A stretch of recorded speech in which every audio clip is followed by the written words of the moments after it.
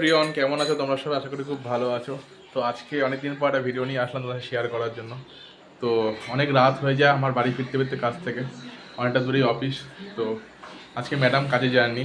তো আজকে নিরামিষ আমাদের খাওয়া দাওয়া করা হয় বৃহস্পতিবার দিন, আর মঙ্গলবার দিন নিরামিষ কাজে, তোমাদের আগেও শেয়ার করেছি। তো কী খাবো নিরামিষের দিন এই ভাবতে ভাবতে অর্ধেক সময় চলে যায়। তো আজকে কিন্তু ম্যাডাম যাননি কাজে, তো আমি জানতাম না কি রান্না করেছে আমার জন্য। তো এসে আমাকে টোটালটা সারপ্রাইজ, আমার ফেভারিট খাবার। তো দেখো তোমরা কী রান্না করেছে। এটা হচ্ছে পাস্তা, হোয়াইট সস পাস্তা। তো হোয়াইট সস পাস্তাটা কার কার প্রিয় সেটা আমাকে কমেন্টে জানাও, তোমরা কার কার ভালো লাগে হোয়াইট সস পাস্তা খেতে। আমার তো খুব প্রিয়। তো এটা কীভাবে করলো, কী প্রসেসে করলো তোমাকে একটুখানি বলবে, কীভাবে করলে এটা? হোয়াইট সস পাস্তা যেভাবেই করে, শুধু হ্যাঁ।